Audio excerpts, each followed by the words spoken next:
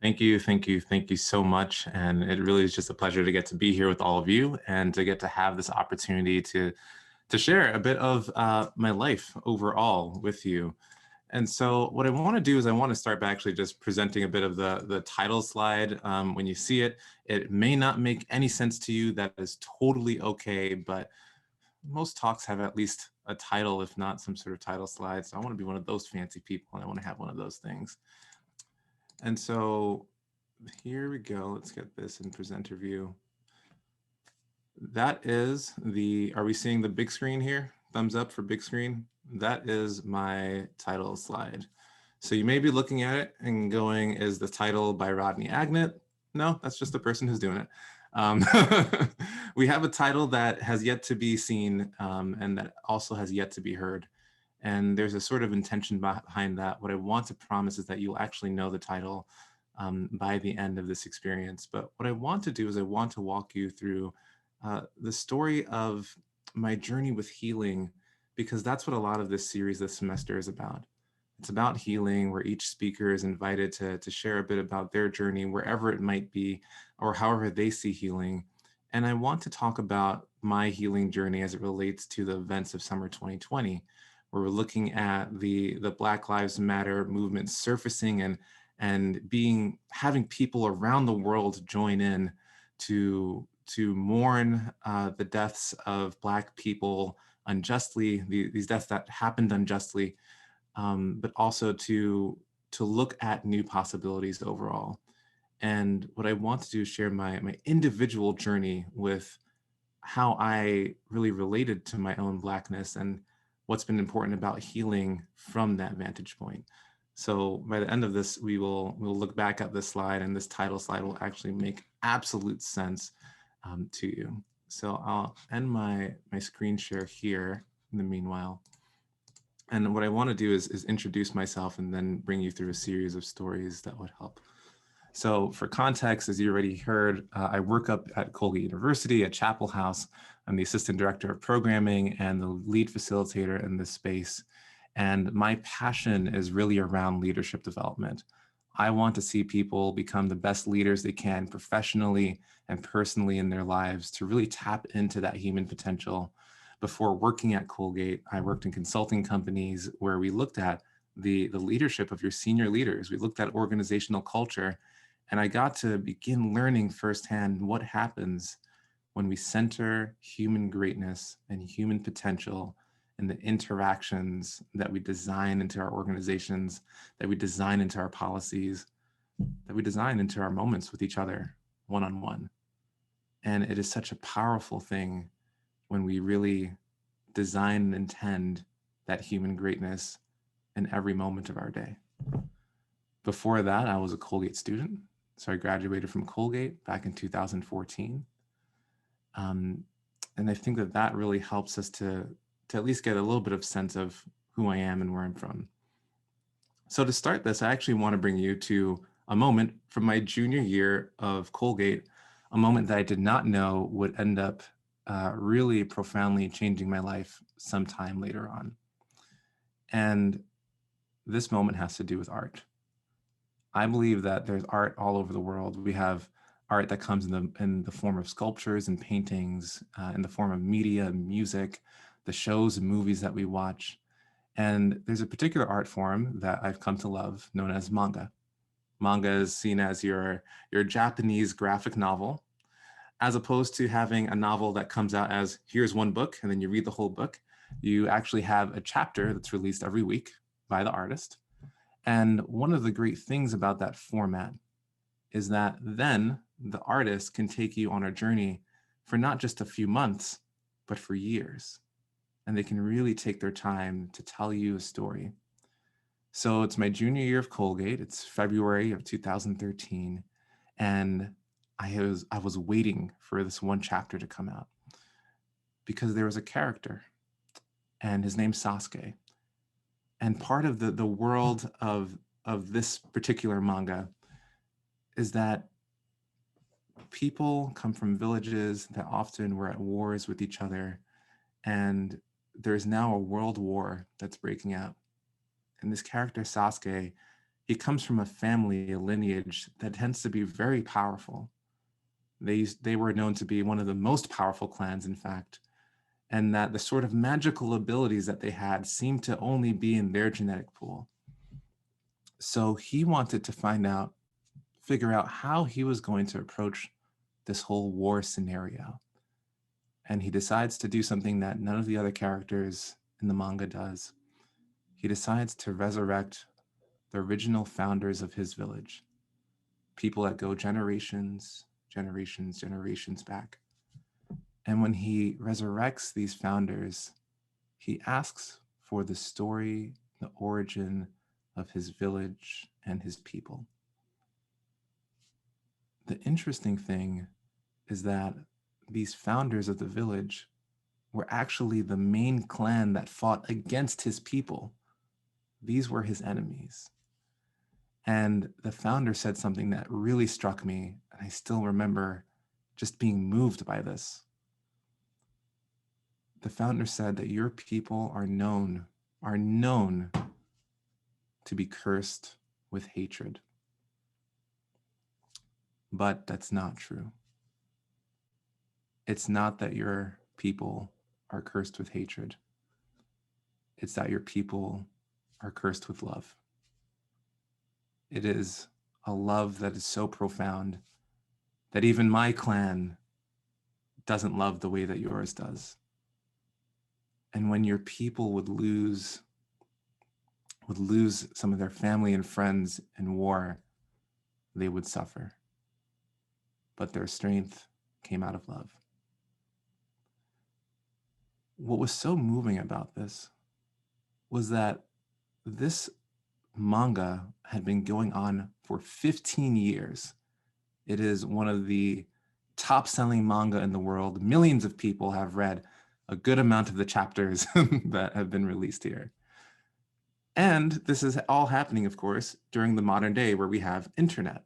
And so people have been commenting and talking to each other, thousands and thousands of people, about Sasuke and what is he going to do and how is he going to become powerful. We are all familiar with this idea that his people get their power out of darkness and hatred. And so we were wondering if he's going to have to go down that path because we don't know what other path he could really take. And 15 years in, the author gives us a new story.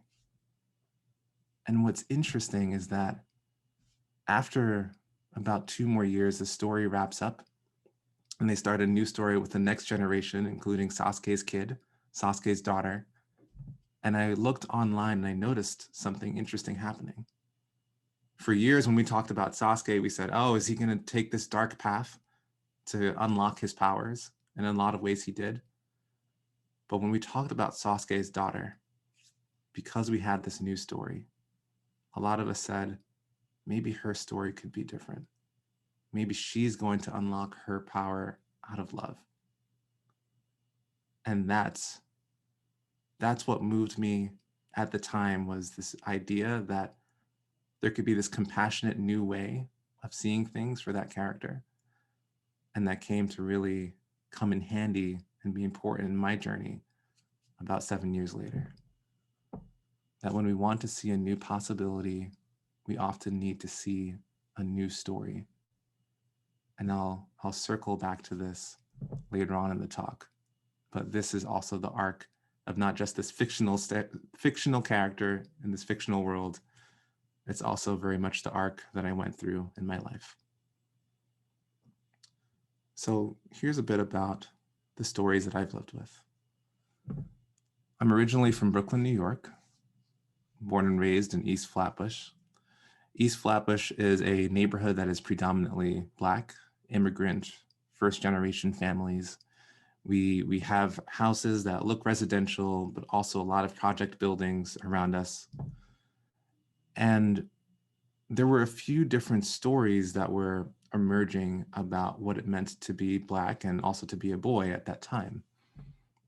That there was a statistical study that was done that demonstrated that Black boys were more likely to go to prison than to go to college.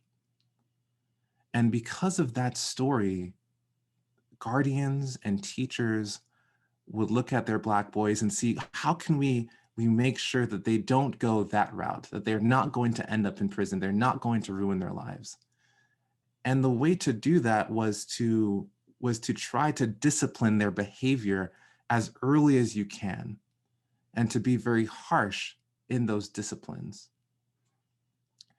My father had to make a decision, my parents had to make a decision about how to navigate this with me. And so at the age of 7, as a 7-year-old kid, my father one day in his car sat me down and said, "Rodney, you are a Black man. And because you are a Black man, the world is expecting you to fail. So there are certain things you can and cannot do. You cannot get bad grades. You must get good grades. You cannot get certain haircuts because people will think that you belong to the streets.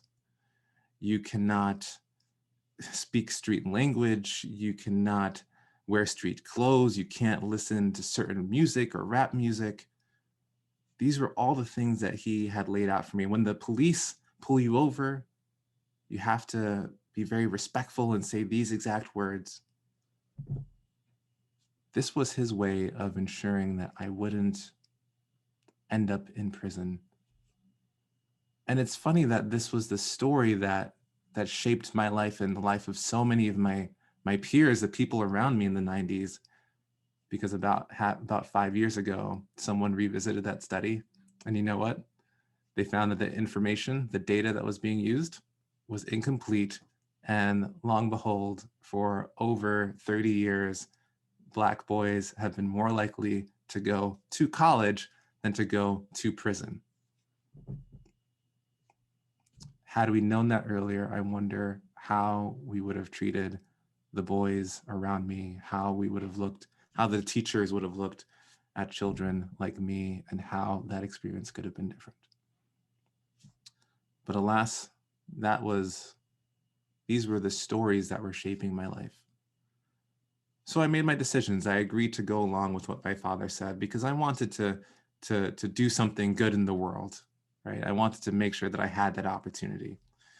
And it's interesting to think that as I'm growing up and as I'm in these schools, majority Black schools, I remember a moment with one of my classmates in, I believe, 4th grade, where he said, "Yo, why you talk like that?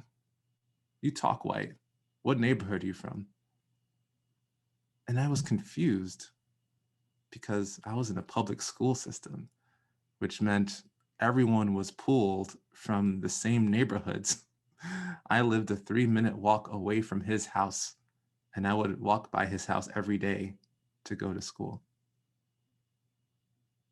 But that moment planted a seed, because now as I'm doing these things, I'm trying to get certain grades, I'm dressing a certain way. In my mind and in my heart, I'm beginning to divide what I'm doing between being Black and being white.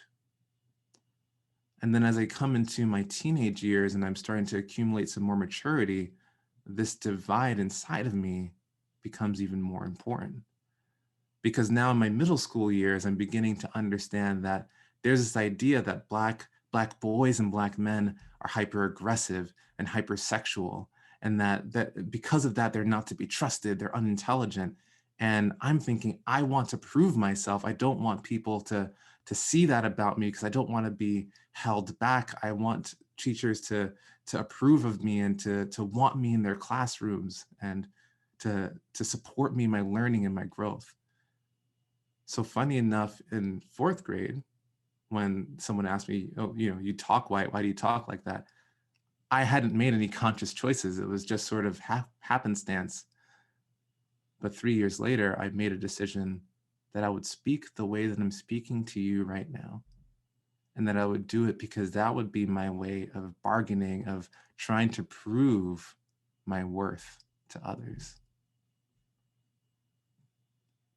And this became a theme over the years to come, that I would see that hyperaggression, I would see that anger and rage that I would feel at times, just because I'm human and we all get angry. And I would start to try to hide the anger, hide that rage, try to suppress it, because I didn't want to be dehumanized. I didn't want someone to see that rage and think that I was less than anything. And when you look at the research of Brene Brown, you start to learn something interesting about emotions. The idea that when you try to block out one emotion, you actually end up blocking out all your emotions. So you can imagine that there's a sort of numbing feeling that's becoming a part of my life as I'm trying to temper down this aggression or temper down this rage. Even the idea of being hypersexual, that one of the ways that I went about it and tried to cope with it as a middle schooler and then as a teenager was to really make myself as safe a person to be around, to try to signal that with body language, to try to make it the case that, you know, there's no sense of attraction that's leaking from me at all, because I wanted people to just feel safe around me and to give me a chance. And I remember recently going on a second or third date with someone. So we're both mutually interested in each other. And I was choosing, what am I going to wear for this date? And it's funny, I had picked out a fitted t-shirt that just looked good on me. You know, I wanted to be like, hey, look at me, I'm such a good looking person. And then the fear came in. And the fear was, oh, but if I wear that fitted t-shirt, am I going to be seen as dangerous to that person? Are they going to feel in danger because of me, because of a t-shirt? And so I decided that I would wear a long sleeve shirt on top of it instead. In fact, it was this very shirt that I'm wearing now that I decided to wear instead, or on top of what I had chosen. So these ideas really continue to grow inside of me and to grow the way that I navigated the world. And that every day when I would get ready for work, I would think about, all right, who am I meeting with today? And how am I going to use my voice? What accent am I going to use? What parts of my voice, what emotions am I going to be allowed to have today? And then this summer happens.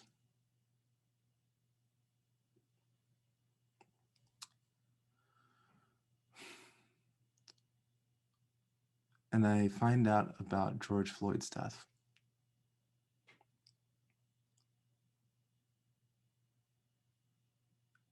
And a lot of that rage that had been building up around race relations in this country for years suddenly surfaced. And I remember sitting in my now partner's home. The dates were successful, by the way, in case you're wondering. I remember sitting in her home in complete shock and silence, because the rage I felt was debilitating. It was like lightning coursing through my veins, burning me up from the inside out. And I just thought to myself, so really, we still doing this? We're still killing Black people for how they look, with excuses that the rapper J. Cole had written a lyric for his 2014 album, 2014 Forest Hill Drive, where he asked, what's a price for a Black man's life? And George Floyd gets killed over a $20 counterfeit bill, where when I read the transcript of his arrest, his final word was just him begging for his life. His final word was please.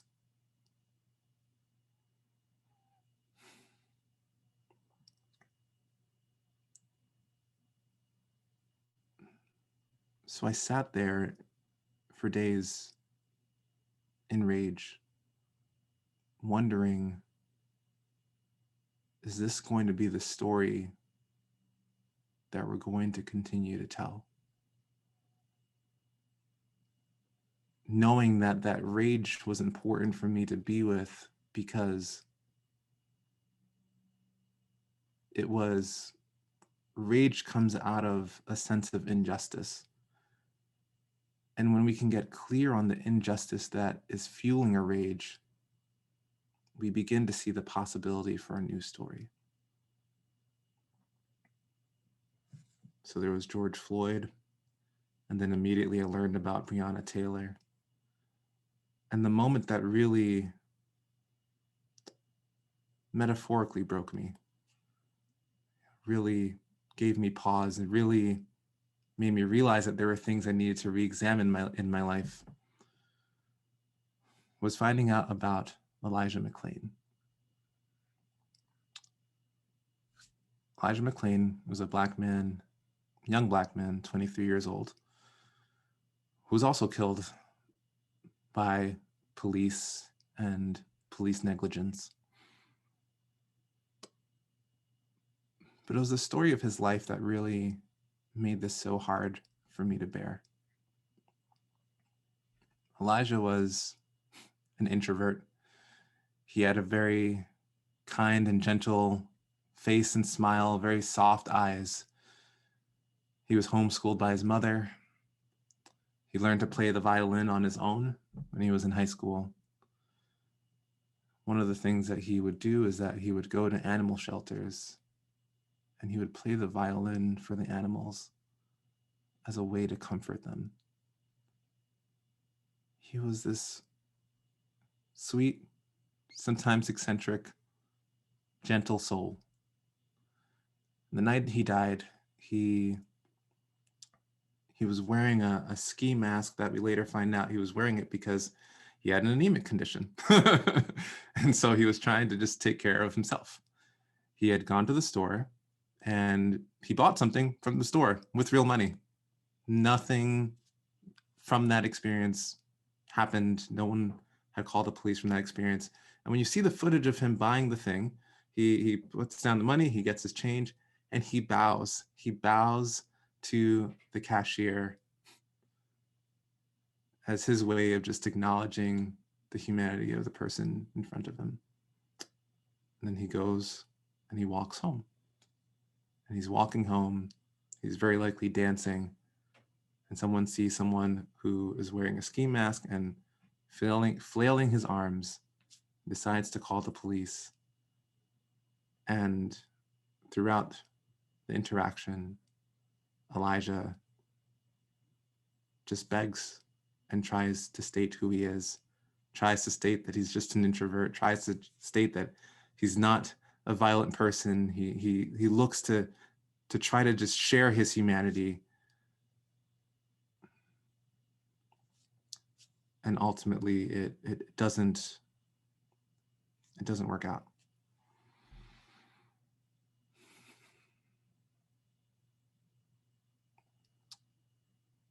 That moment broke me because I realized then that a lot of the things I had been doing were not just to prove my humanity to others. Over time, it also was it was in hope that I could avoid death, an untimely or early death, like these folks. And when I heard Elijah's story, and it just felt like that was a kindred spirit of mine, I realized that it was not enough. And for a while, I felt a sense of resentment.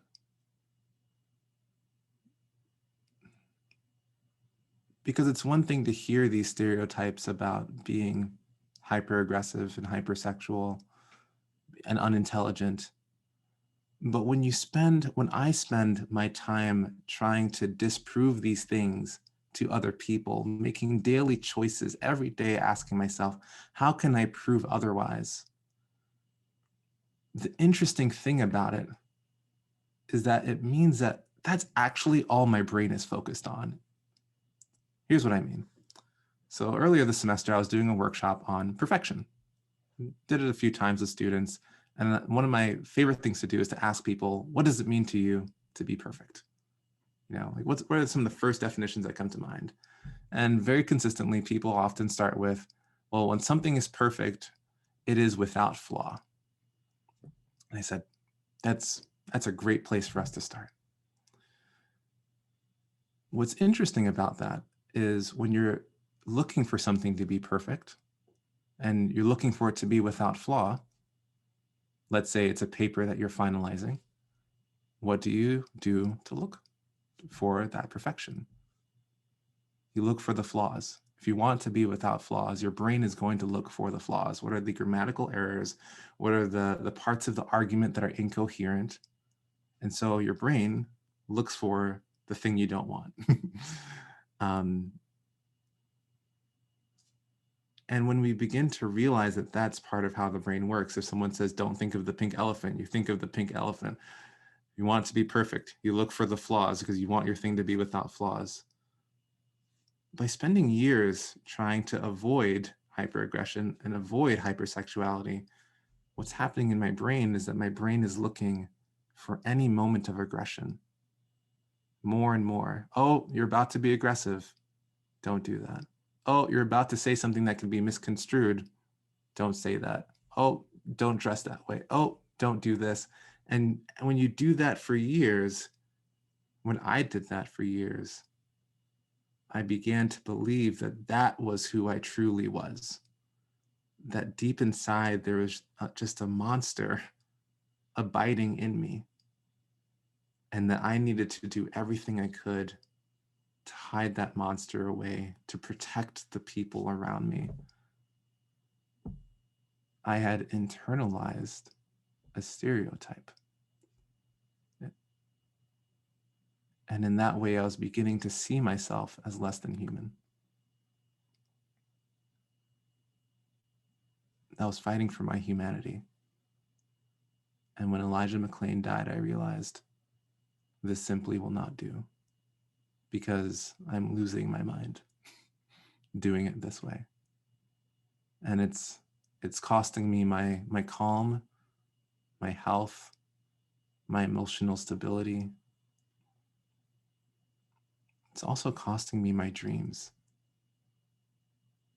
That I don't want to live a life where at the end of it, people go, here, here lies Rodney. Yeah, he wasn't so aggressive.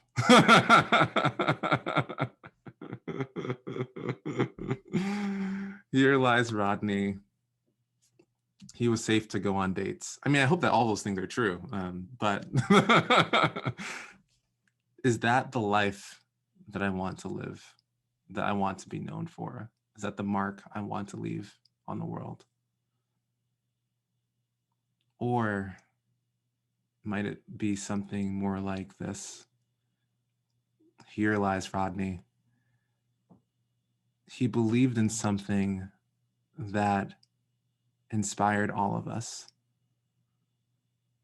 He had soft eyes that looked at people with kindness and aspiration. He saw the potential in people, and he lived for them to see it too. And because he lived, we saw it. We saw it just a little bit more.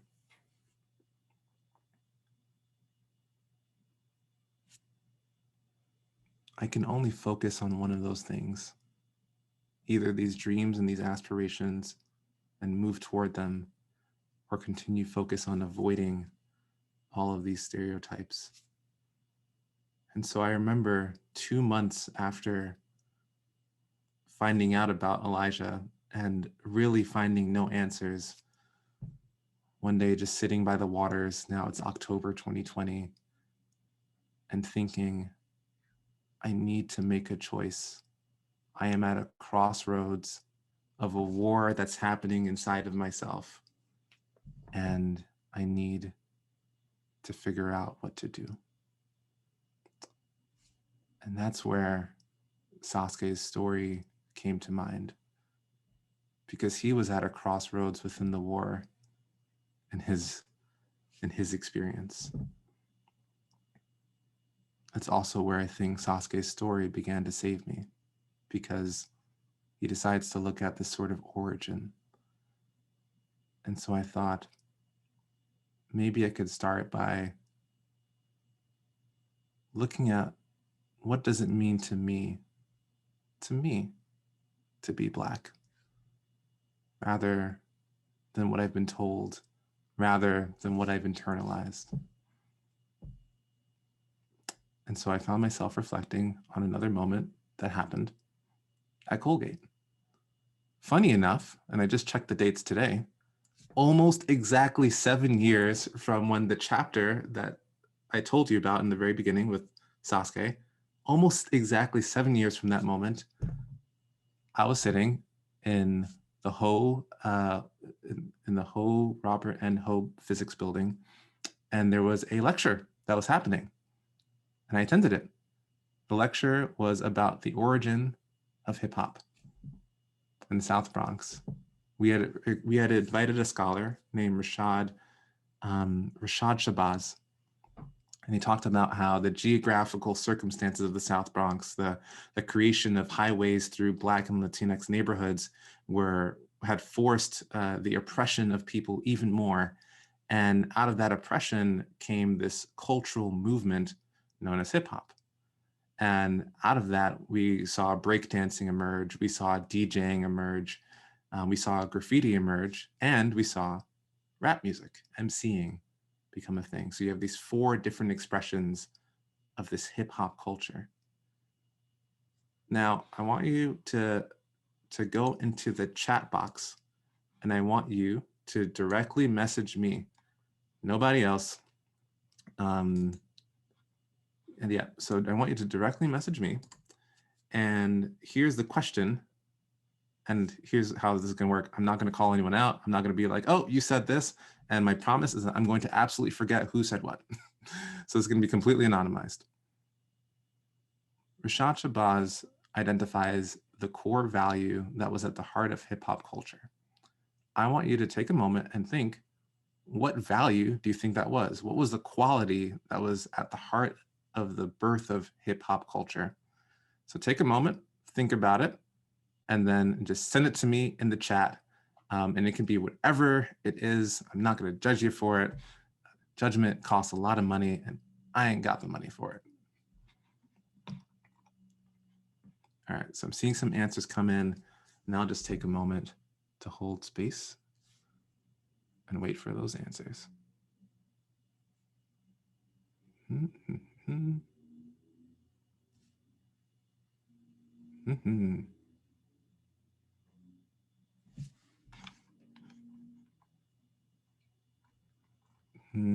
All right, so I'll just start reading in no particular order. Some of the answers were resistance, community, radical self-expression, freedom, passion, self-determination, creating change, oppression, no matter what they do, they can't break us, dignity, hope.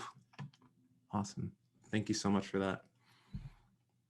So what he identified, and one of you had said this, but I thought I'd say it for last, was love. That the core value was love, that the tenets were love for yourself and being authentic, love for your hood, your neighborhood, love for your community, and that these were the things that we were looking to bring out through the art form of hip hop.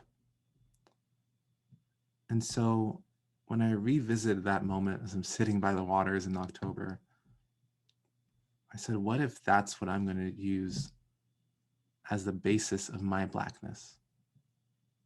That for me, what it means to be Black is to love. And from that standpoint, I will create my new stories, my new ways of seeing things. This is what I was going to internalize, and this was how I was going to go and live my life. So I made that decision sitting by the waters. But to do that, it takes, when we've internalized something, it takes time to practice the new story, to familiarize our brain with the new story. And I was cognizant of that. That's part of the joy of leadership development work and being a trainer, is that I'm often working with people on the stories that they've held on for decades, because in some ways it was helpful to them, but they've now reached a turning point where it's time for them to create a new story and to see a new possibility. And so what I want to do is actually show you some of the, it's almost like a math test where the teacher's like, show your work. I'm going to show you some of my work, which is something I never thought I would do, but I think is going to be a little strange, and I think really important as well. So here's the first thing I'm going to do. In a moment, I'm going to share my screen. And what I want you to do is, we're going to see 45 seconds of a clip of a comedian. It's not the funniest clip. It's kind of funny. I'm still going to chuckle.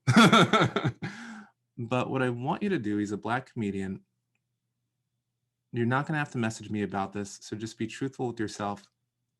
Look for which moments in these 45 seconds is he being Black. And the key to doing this is, don't look to be correct. In fact, if you notice that, you go, huh, my brain seems to think that that moment is when he's being Black. That's perfect, because that's actually part of what it might look like to be doing the work, is to see where our brain naturally takes us, because that also shows us the opportunity to learn and to grow more. So here we go. And then I'll share my authentic responses around this that were important for me. So I'll share sound, optimize for video clip. And so here's Greer Barnes. Also, I'm just gonna let you all know that I think he kind of looks like Idris Elba sometimes. So yeah, just naming that. All right, so 45 seconds of Greer Barnes here.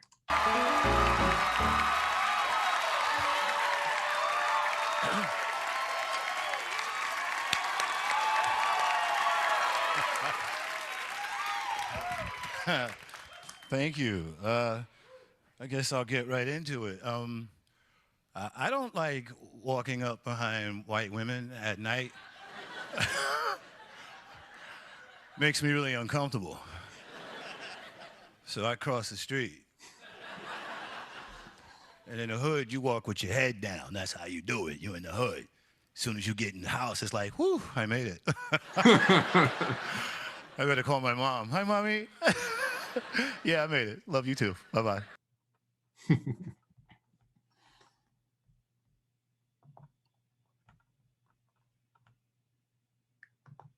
Yeah, so that's the 45 seconds.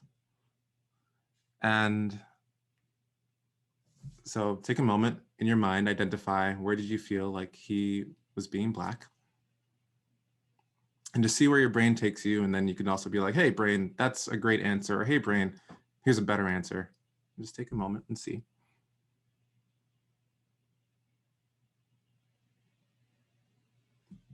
Okay, great. So for me, the moment that I first saw where I'm like, oh, this is where he's really being Black, is when he talks about walking through the hood. Right? That's something that I'm very familiar with. Like, yeah, when you walk in the hood, you walk with your head down. And I know that experience, because that was my life in Brooklyn. And I thought to myself, this is what it looks like to internalize the stereotypes that I've learned over the years. And what if to be Black is just all of it, right? The whole thing, the he gets up there and little awkward hello and waving at folks, kind of smiling and laughing. The fear of how do I navigate the world, and his joke about white women and crossing the street. The moment that he does now suddenly transition his body language to try to protect himself as he's going through the neighborhood. The moment he calls his mom to say, hey, I made it home and I'm safe. Love you, bye, Mom. Like, the complexity of being Black can embrace all of these things and more, and more. That from there, I would continue to look at different media, right? That I would look at a speaker like Eric Thomas and the people around him. Eric Thomas, he calls himself the hip hop preacher. Part of why he would do that is that he would look at Black music and other music, and he would incorporate that into his messages, whether it was for adults or for youth, whoever it might be. And sometimes when people hear him speak, they say, oh, he sounds so aggressive. And that would be something that would push them away. And I began wondering, what if there was a way to reframe that and to see that as love, as fierce, courageous love, as a calling out and calling into people. I'm calling out the greatness in you, and I'm calling you in to live in that greatness. And then finally, in a different clip I'll show here is even thinking about rappers and hip hop artists and how there's a sense that you have to be seen as this aggressive, whatever it might be. And then you see an artist like Toby Nwigwe, and he starts to bring things together that you might not expect. So I'm going to show you about 2 minutes of one of his music videos. In the end, you might not love the music. It's okay. All good with me. No qualms with you. What I want you to do is to look at what are the dancers, these professional dancers he called the Black Angels that he has in almost every one of his music videos. How are they being over these 2 minutes? And what might that say or demonstrate as part of Black expression? So let me share my screen here. Same optimizations. Thank you, Zoom. And I'm going to pause this. Oh, here we go. Oh. So, look. I eat beats, watch me dining, shining. I illuminate the rooms that I'm in, timing. Low-key ain't more crucial than alignment. That's why the flow is intertwined with both and I'm defiling every beat I'm on, even though I know it's wrong to treat rappers like a napkin after I pissed on commodes. Then I wipe us on the toilet, can't decipher if you know that my life is tied to giving hoodlums life despite the hoes that their sights are fixed upon and give them pipe out of control. But the plight we abide in has almost wiped our frontal lobe of our heritage. Rare kids like me who grew up savage, they got embarrassed when they went to their partner crib and seen they mattress had a bed frame. Shout out to those who told me Toby was a pet name. Toby Chukwudu Bemwikwe is my correct name. Praise God for follies of my colleagues that embody everything I overcame, blowing that ganji to suppress pain. Oh, but I was weak though, so on occasion purple haze would keep me warmer than a peacoat. Debo shouldn't be what you portray when you placebo, but now my flow the cheat code, every bar is worth a kilo, ooh. Every bar is worth a kilo, ooh. Every bar is worth a kilo, ooh.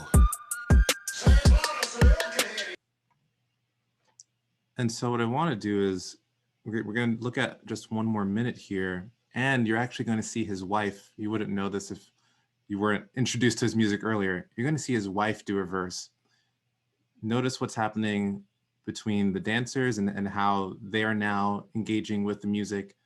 Also take a moment to notice any interactions that happen between him and his wife and any expressions that they happen to exchange over this minute.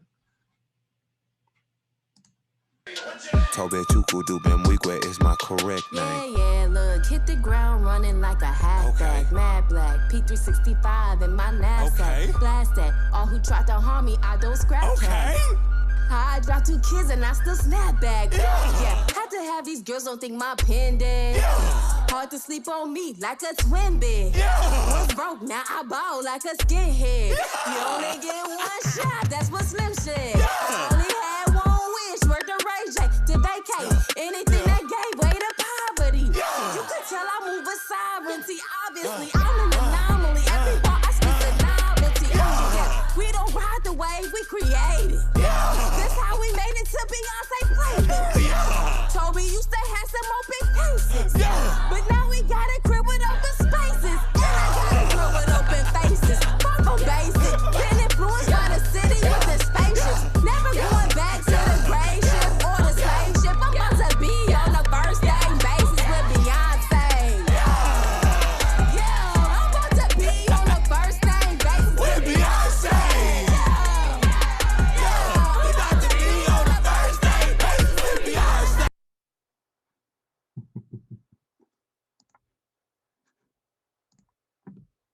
It's so fun.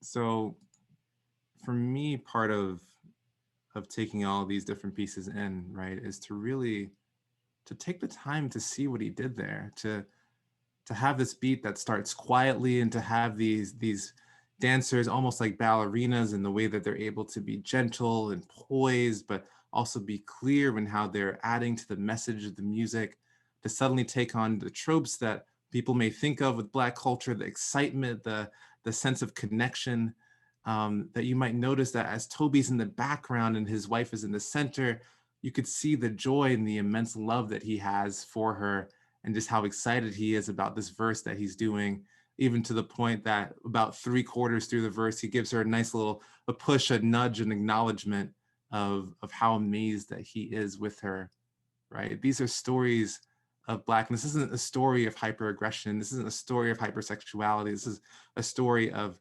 passion, of love, of authenticity, of self-expression. Um, like this is what's possible, right? And so that brings me back to the title slide that I showed you, and really part of what I had been looking for within myself. And that when I think back to those stereotypes that I embodied for so long in my life, those stereotypes, they didn't come out of Black people. They came out of our history of this nation and the freedom of slaves.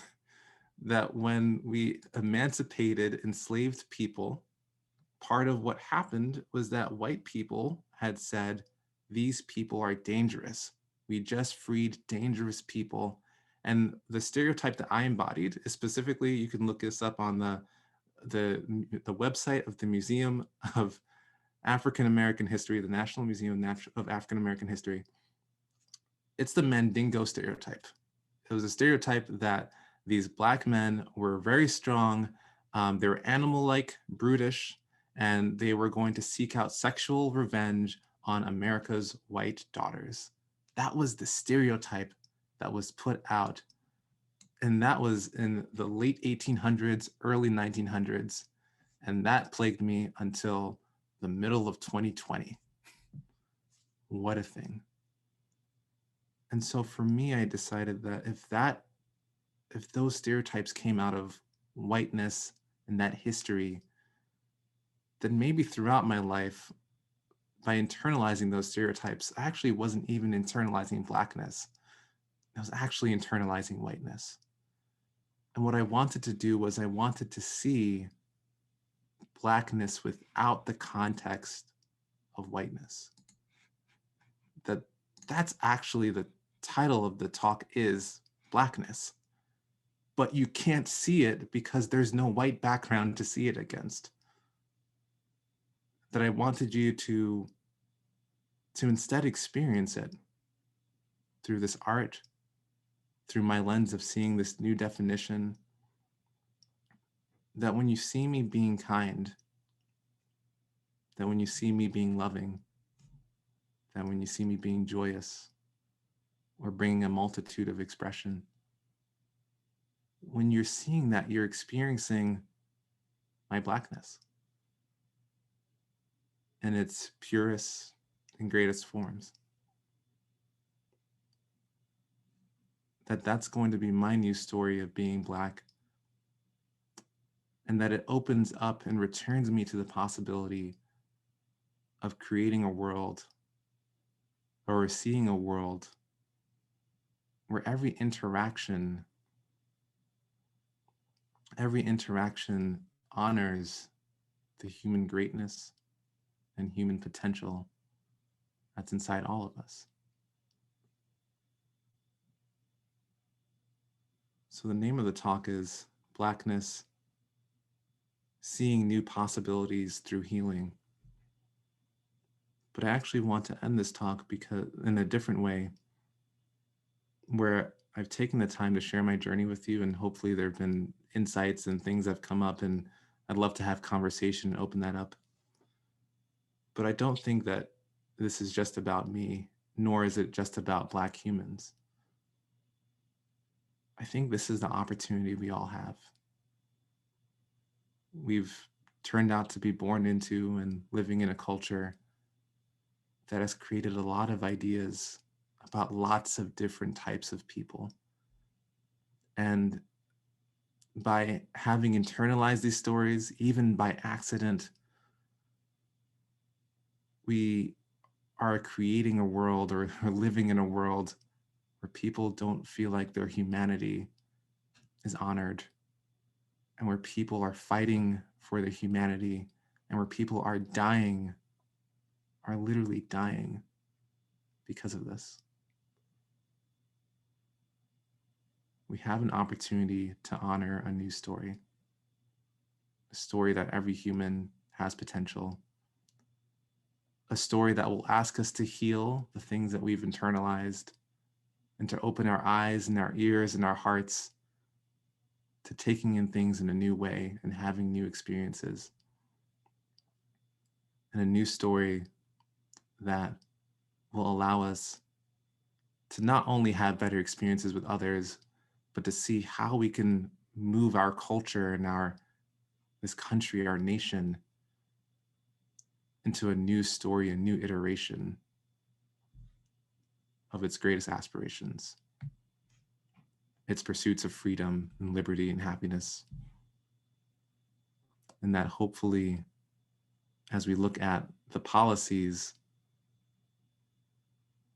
that continue to shape the way that we might unfortunately dehumanize others, we will also look to change and to heal even our laws and our policies as well.